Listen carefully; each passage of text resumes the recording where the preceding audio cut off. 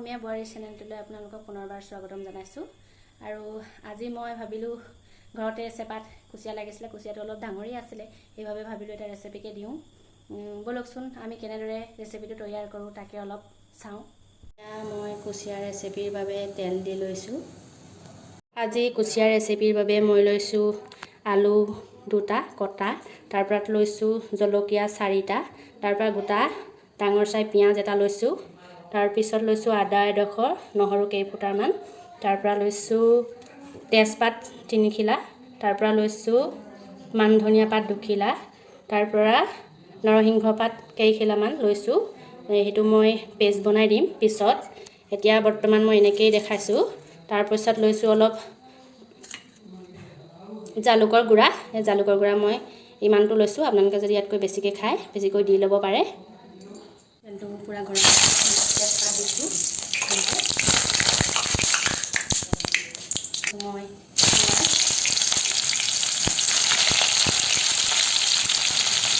তাৰপৰা মই কাটি লোৱা জলকীয়াকেইটা দি দিছোঁ। অকণমান লৰাই দিছোঁ।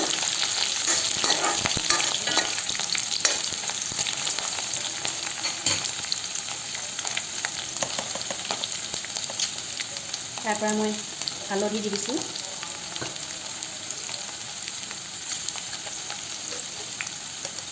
তাৰপিছত দিছোঁ নিমখ,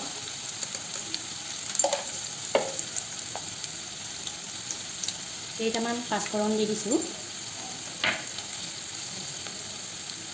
অলপ ৰং জলকীয়া দি দিছোঁ, মই ঘৰতে কৰি লৈছোঁ। তাৰপিছত অলপমান লৰাই দিছোঁ পিঁয়াজখিনি ৰঙচুৱা হোৱালৈকে ল' ফ্লেমত। অকণমান মই জিৰা গুড়া দি দিছোঁ, যিহেতু পিঁয়াজখিনি ৰঙা হৈ গৈছে। তাৰপিছত মই অকণমান লৰাই দিছোঁ। এতিয়া মই পিঁয়াজ পূৰা ৰঙা হোৱাত মই কুচিয়াৰ মাংসখিনি দি দিম।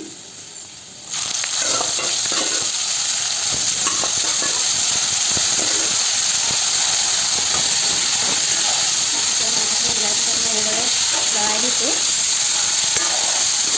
ফ্লেমত লৰাই থাকিব লাগিব। কুচিয়াখিনি পূৰা ৰঙচুৱা হোৱালৈকে।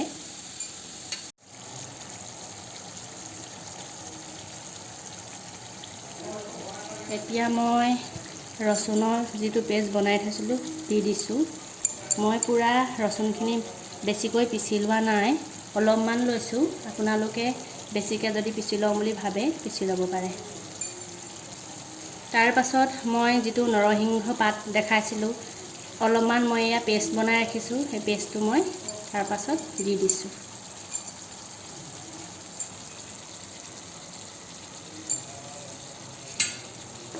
তাৰপৰা এইকেইটা দিয়াৰ পিছত মই অলপমান লৰাই দিছোঁ।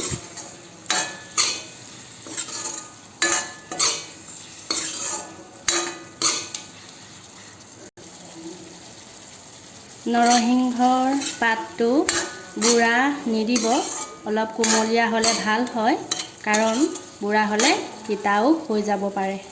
অলপ কোমলীয়া চাই চাই দিব। তাৰ পাছত মাংসখিনি অলপ ৰঙা হ'বলৈ দিব। এনেদৰে ভাজি থাকিব। এতিয়া মই এনেদৰে ৰঙাকৈ 10 মিনিটমান ভাজি লৈছোঁ। তাৰ পাছত মই আলু দি দিছোঁ।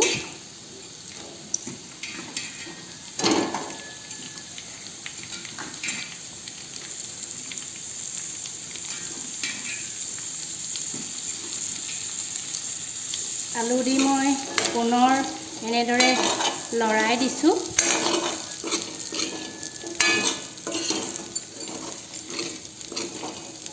অলপ ল' ফ্লেমত এনেদৰে অলপ ৰাখি থৈ দিব।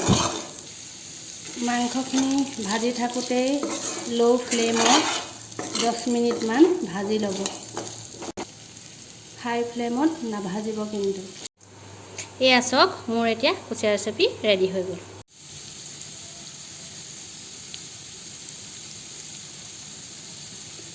এতিয়া মই গৰম পানী অলপ অলপ দি দিছোঁ।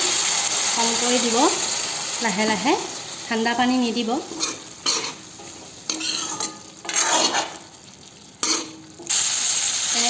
গৰম পানী দিয়াৰ পিছত অলপ সময় ঢাকন লগাই দিব। মাজে মাজে ঢাকন খুলি এনেদৰে লৰাই থাকিব, নহ'লে লাগি ধৰিব। খিনি সিজাই লৈ ৰঙা কৰি লৈছোঁ। তাৰপিছত মই পুনৰ গৰম পানী দি দিম, এইবাৰ উতলিবৰ বাবে। এনেদৰে